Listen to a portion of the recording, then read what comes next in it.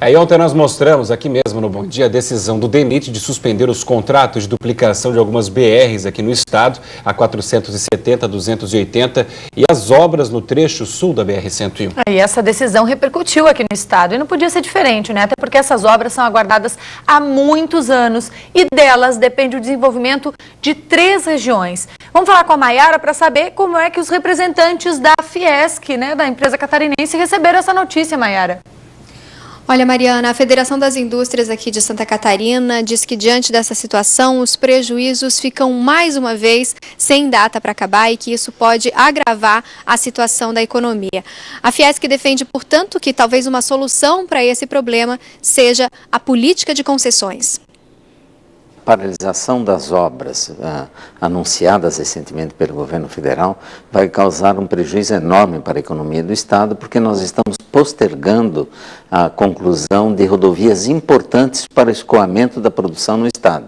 Nós já temos um custo de logística extremamente alto em Santa Catarina, maior do que a média brasileira. Na medida em que nós não concluímos as obras de infraestrutura física, a tendência é elevarmos esse custo, o que prejudica a competitividade da indústria local.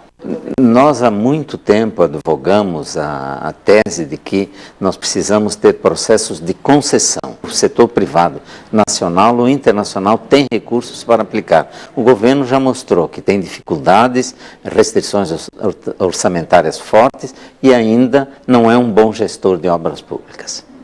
Bom, já o secretário de Planejamento do Estado disse que as concessões podem acabar aumentando muito o valor do pedágio, já que essas são obras de grande porte. Mas, ao mesmo tempo, o secretário de Planejamento diz que o nosso Estado está de mãos atadas porque é de responsabilidade da União investir nessas rodovias. Portanto, a decisão de retomar essas obras ou de repassar para um contrato de concessão depende mesmo do governo federal. Essas rodovias federais são as grandes artérias, por ela que as pessoas se deslocam de norte a sul e leste a oeste. Sem esse investimento, você tem um impacto na vida das pessoas, né, se deslocando, e na economia. Né? A 280, por exemplo, quando nós temos safra agrícola, os caminhões param a rodovia. Né? É um desastre não haver o investimento que nós estávamos esperando que houvesse. Né? Então, porque as nossas rodovias estaduais, elas são mais regionais. As grandes artérias são as federais. O nosso medo, nesse momento, é que, se for todo o investimento de duplicação dessas rodovias for transferido para a concessionária, para o programa de concessão do governo federal, é que o pedágio explode, ele vai lá para o espaço, ele fica muito alto. Né? E eu acho que o catarinense não vai aceitar esse tipo de situação.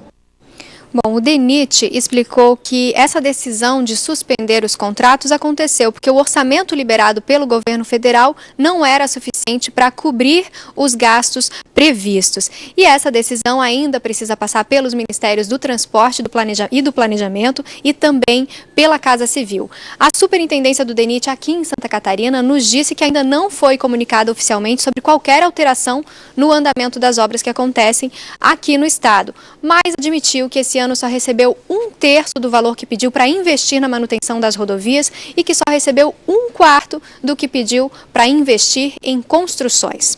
Faraco, Mariana.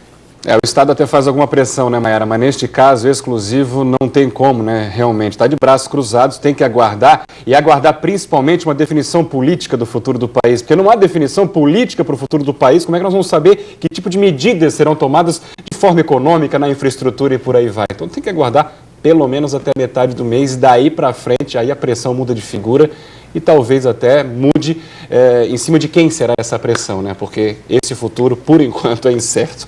Obrigado, Maiara, pelas informações.